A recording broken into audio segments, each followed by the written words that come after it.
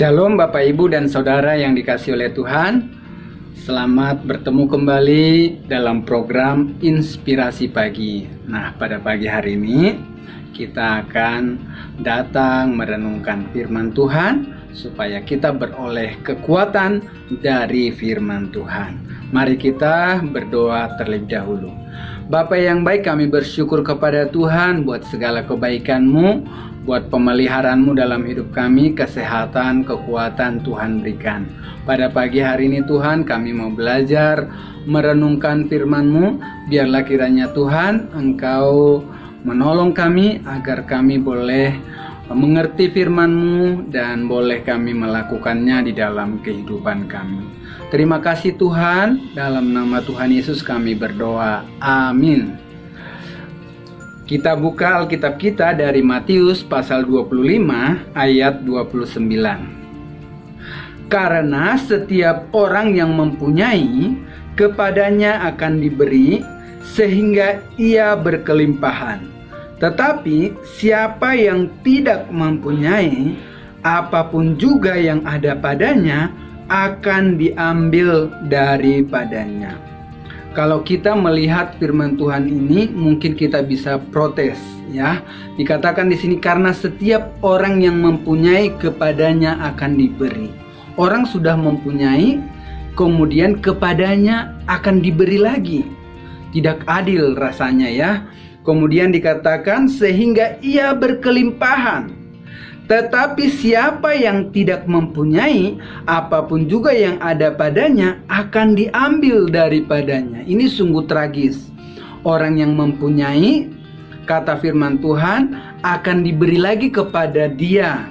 Sedangkan orang yang tidak mempunyai, sudah tidak punya, apapun yang ada padanya diambil daripadanya. Nah, ini adalah satu kebenaran firman Tuhan yang penting kita pelajari. Peristiwa ini adalah peristiwa tentang perumpamaan tentang talenta. Yang satu kita sudah sama-sama tahu bahwa diberi 5 talenta. Kemudian yang kedua diberi 2 talenta. Dan yang ketiga diberi 1 talenta. Tetapi menarik, hamba yang memperoleh 5 talenta tersebut segera mengerjakannya. Dan kemudian setelah dia mengerjakannya, dia beroleh laba 5 talenta. Hamba yang kedua yang memperoleh 2 talenta, dia juga segera mengerjakannya dan beroleh laba 2 talenta menjadi 4 talenta. Sedangkan orang yang mendapatkan 1 talenta tersebut, dia menguburnya dan tidak melakukan apa-apa terhadap talenta yang sudah dimilikinya tersebut. Nah, dari bagian firman Tuhan ini, saya sangat diberkati oleh firman Tuhan. Saya sangat diberi inspirasi oleh Tuhan.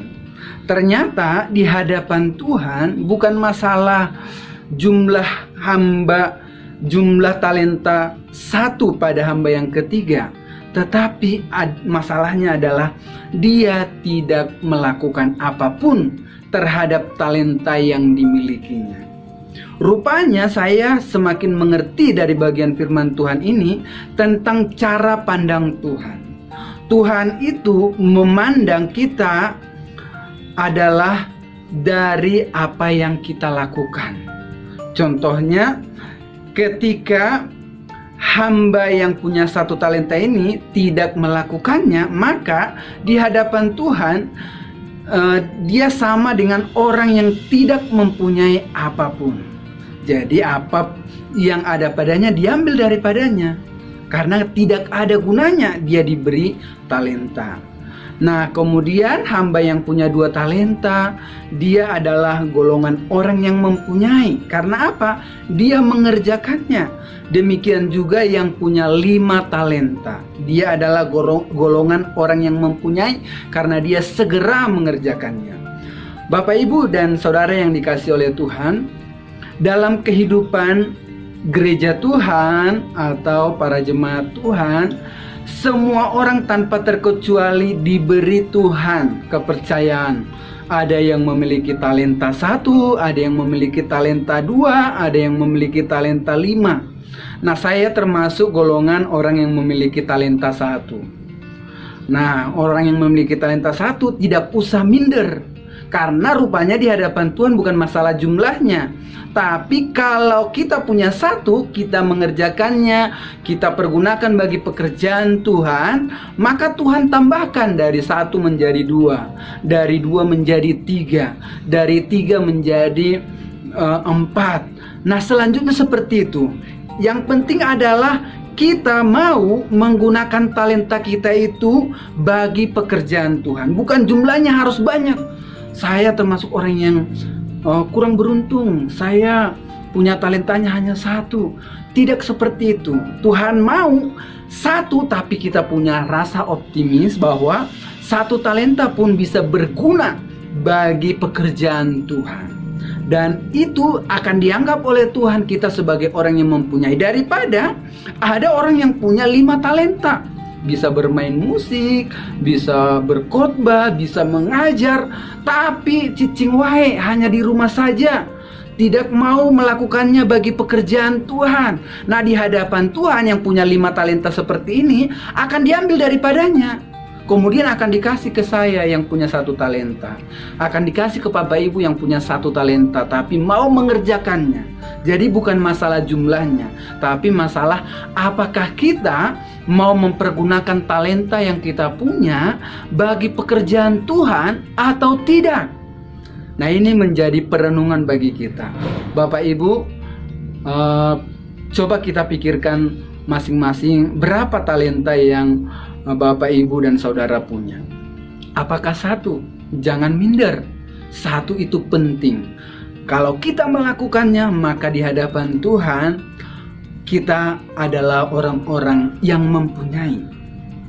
Apakah Bapak Ibu punya 2? Punya 3? Mari pergunakan bagi pekerjaan Tuhan. Kalau tidak, Tuhan akan ambil dari Bapak Ibu dan kemudian diberikan kepada orang yang mau mempergunakan talentanya bagi pekerjaan pembangunan tubuh Kristus. Nah, kiranya bagian firman Tuhan ini memberkati kita, sehingga ketika kita nanti didapati oleh Tuhan kita, yaitu Tuhan Yesus Kristus, Tuhan kita akan mengatakan, "Baik sekali perbuatanmu, hai hambaku yang baik dan setia." Karena kita mempergunakan talenta yang kita punya bagi pembangunan tubuh Kristus, bagi orang-orang di dalam gereja, bagi orang-orang di luar gereja, bagi masyarakat, dan bagi banyak orang. Inilah panggilan kita sebagai orang Kristen. Mari kita jangan mengubur talenta kita, tetapi mempergunakannya bagi kemuliaan Tuhan Yesus Kristus. Selamat pagi, Tuhan Yesus memberkati. Mari kita berdoa. Tuhan Yesus yang baik, kami bersyukur kepada Tuhan.